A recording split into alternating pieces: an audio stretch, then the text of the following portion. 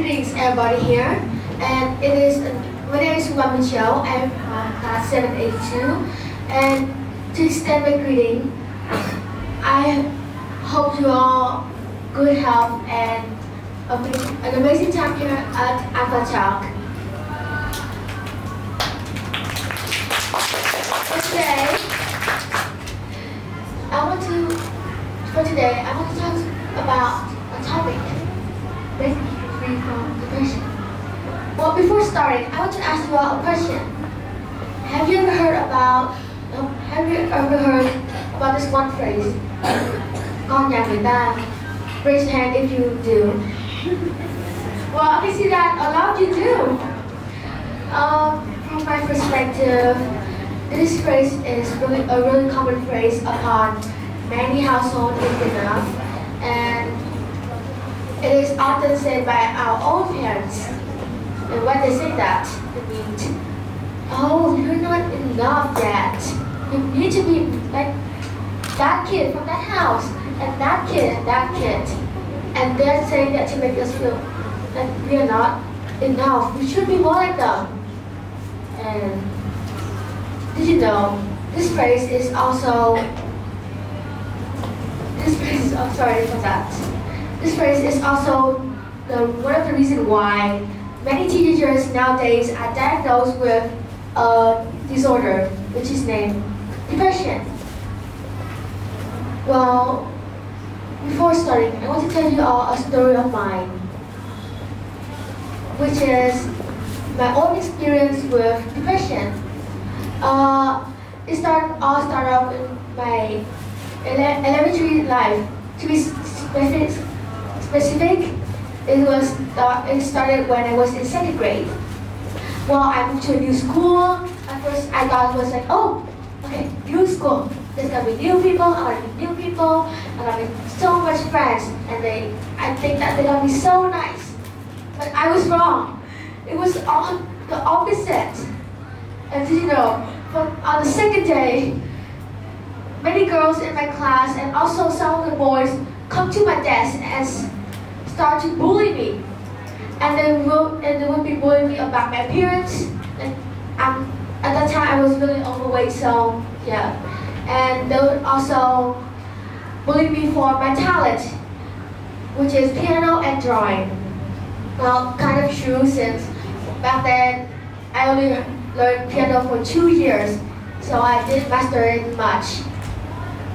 And here's one of the most ridiculous reasons they bully me. Because I wear a skirt. They think that girls wearing skirt is so girly. But at the same time, they also wear a skirt too. I don't understand. And then for the next 2 years, every single day at that school, it would be the same. Coming to class, girls at the desk, saying things that they think will hurt me, and yes, it did hurt me. And then in 5th grade, I moved to a new school, and let me tell you, my new school is here, Alpha School, and it changed my whole life. I made new friends. I found people who actually respect me, people who actually believe in me, and I found a lot of teachers who actually give me opportunities, who actually supportive. And then middle school, a new start, new me, and also new class. There's a lot of new people came to my life, and at first I was really confident that I made friends with them, but I only made friends with some of them because at the time I kind of had trauma from my old school, like social anxiety, yeah, because at the time there were a lot of students. There were like, I think, 100 students, more than that. Well, at 7th grade now, looking back, wow, depression really is exhausting. It actually affected my whole entire life, my whole entire elementary life, and actually affected my whole self too. Well, you know, when you have depression, there's actually no motivation in you, like it all go away, and you don't feel like doing nothing. For example, well, normally I like playing piano. The But now I don't really like it anymore, and I only play it in music class. And so that's how it went.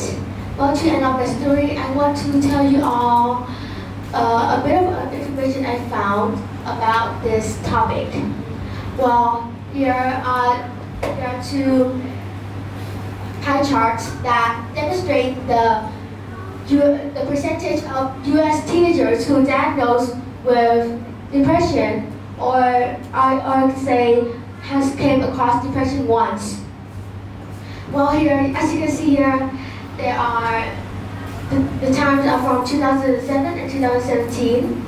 And in 2007, there were 8% of teenagers who were diagnosed with depression, and then by 2017, it was 13%, as it increased 4 more percent.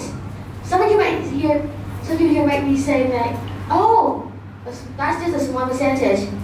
It wouldn't be that worse more. But let me tell you, 13% of those US teenagers are 2,500 times the amount of students in this school. Can you believe it? Yeah, I was really surprised when I researched about this information, and when I found it, of course.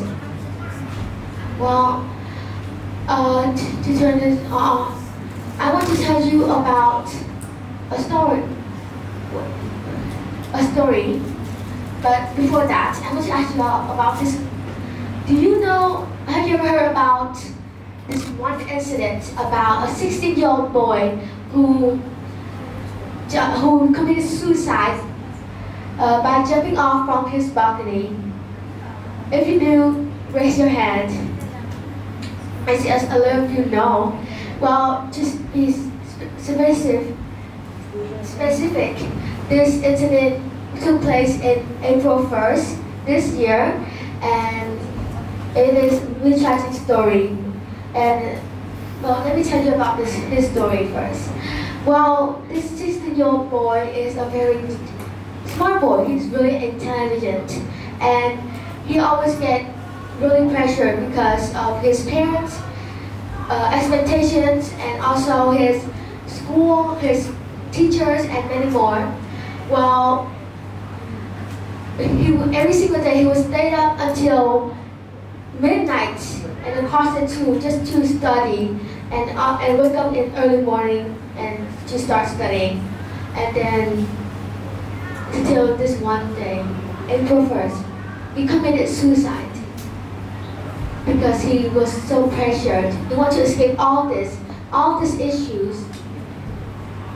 And I think that this is a really sad, tragic story of him. And he left his father a note saying all the dogs, all the pain he suffered and gone through. I must say, if I can be there with him, I would tell him that he should commit suicide. You know why? Because committing suicide is like, okay, I want to escape this life. I don't want to live anymore. But why? There's so much things in front of you. You can do so much things in the future. Yes. And in that time, there are other incidents happened the same thing as he do. And all those have their reasons and their own stories. Some because of cyberbullying, some because of bullying, just like me, and some because of family issues. Well, I really do not recommend this way to escape and run out from this disorder. So, now I will tell you 3 beneficial ways I think that will help you and anyone here who are struggling with depression to overcome it. Do you know social media, right? Social media is kind of a popular way to escape many things, like to escape reality, to escape from issues in your life. From my own experience, I actually went on to social media to vent everything, my thoughts, what things I suffer, and the pain I gone through. And I want to ask you all a question. Have you guys ever went to social media and then make a post about what happened on that one day that made you feel like really sad, tiring, or exhausting? Raise your hand if you do. Okay. Well, I did also ask some of my friends about it, and they say, "Oh, I did it too, and it was amazing. I get to express myself in it, and I do so much things, but what does it even help you?" No, when I see her, she always been in a depressed appearance and mood, and she told me that it makes her feel good, but it doesn't change the fact that she's still depressed, and it didn't really help me too. So here's a few ways I think that it will work. It will help you overcome this disorder. Firstly, try reaching out to people you trust, people you know, like your friends, your family, and others people you trust too. Because you know, depression, teenagers with depression mainly hide their thoughts and everything else in their own, because they think that if I share my depression, all my thoughts, people will judge me, and I don't want to. I want people to judge me, but little do they know, there's people who won't judge them. They will listen to them. So if you are holding a grudge about that, please let it all out. I am sure to you that it will be so refreshed. You will be feeling so good. And secondly, it's going to be trying out new things. I have an experience of my own too. You know, I first thought that photography was really boring. Like, what do you even do with those? You just take photographs and stuff. But as I tried it out, it was amazing. I get to take pictures of everything in my life. I get to put it on a journal. That's like a journal, and it was really good. And did you know, I have more than 25 photos in my journal right now. Yes, 25, more than 25 I say. So, you are in the audience. The things you thought is impossible, make it possible, because I believe that those hobbies can make you feel better and also cure some of your depression. And lastly, take care of yourself. Why? Because you know, health is the biggest thing in your life right now. If you don't take care of it, it will go bad and you will be in a really bad mental state. You can start by exercising. You know, depression sometimes make you feel you have no motivation to exercise. For example, okay, today I'm going to exercise. I'm going to do it. I'm going to do all of those exercises and make my body be fit. 2 minutes later, starting on TikToks and doing nothing else because you feel like I have no motivation. I can do it the next day, and then that will be going on and on. I think that is really not good. So you can try it all out, and maybe it can also create something else for you. Like you want your body to be fit, you start exercising. Oh, for the next few months, I didn't do great at all. I did those exercises, and my body turned out as my dream body. Yeah, and well, now for my last words. You know, depression is just one thing that came to your life once, and it will eventually go and come back. Yeah, and you know, just some of the teenagers nowadays, because of this one disorder, they committed suicide and other things bad to themselves. But listen, life has its ups and downs. You will all go through it, and you will face it one day. So keep standing, don't give up. And you know, I chose to stand. And now I'm standing here, my new self, more confident than ever. And I love myself, I say. Even though I still have some insecurities, but I believe in myself, and you know, the result is as I'm standing in this stage, talking to you all. And and you guys who are in the audience who think that you can't do anything because you have depression or you don't have any motivation. I believe that all of you can go through this depression if you try. And lastly, I remember that you're not alone. There's people who will listen to you, people who care about you. So if you have anything to say, you can say it all out. Today it was a pleasure to stand here and share my thoughts and story to you all. Maybe one day, if I come back to this stage, I will be your speaker and I will be your friend. Thank you for listening.